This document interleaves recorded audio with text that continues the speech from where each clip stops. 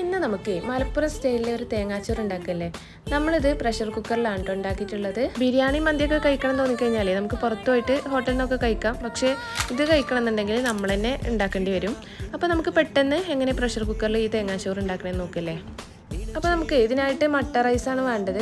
അത് ഞാനിവിടെ എടുത്തിട്ടുള്ളത് നോയുടെ പാലക്കാട് മട്ട റൈസാണ് കേട്ടോ.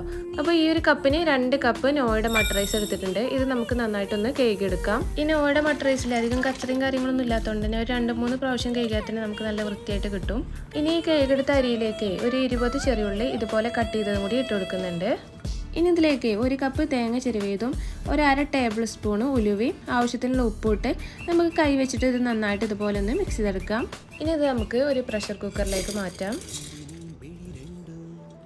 ഇനി ഇതിലേക്ക് നമുക്ക് വെള്ളം ഒഴിച്ചു കൊടുക്കണം. അപ്പോൾ നമ്മൾ അരിയെടുത്ത സെയിം കപ്പിൽ 2.5 കപ്പ് വെള്ളമാണ്, 1 കപ്പിന് 2.5 കപ്പ് വെള്ളമാണ് നമ്മൾ ഒഴിച്ചു കൊടുക്കേണ്ടത്. അപ്പോൾ നമ്മൾ 2 കപ്പ് അരിക്ക് 5 കപ്പ് വെള്ളം ഒഴിച്ചു കൊടുത്തിട്ടുണ്ട് കേട്ടോ. ഇനി ഇതൊന്നാണ് മിക്സ് ആക്കിയിട്ട് ഉപ്പ് കുറവ് തോന്നുകയാണെങ്കിൽ കുറച്ച് ഇട്ട് കൊടുക്കാം. എന്നിട്ട് അടച്ചു വെച്ചിട്ട് നമുക്ക് ഹൈ ഫ്ലെയിമിൽ ഇട്ടിട്ട് ഒരു വിസിൽ വരുന്ന വരെ ഒന്ന് വെയിറ്റ് ചെയ്യാം.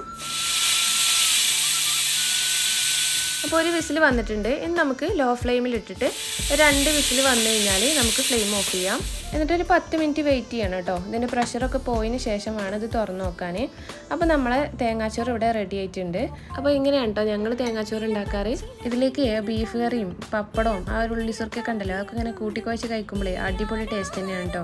അപ്പോൾ ഇതുവരെ ഉണ്ടാക്കി നോക്കാത്തവരാണെങ്കിൽ ഒന്ന് ട്രൈ ചെയ്ത് നോക്കണേ.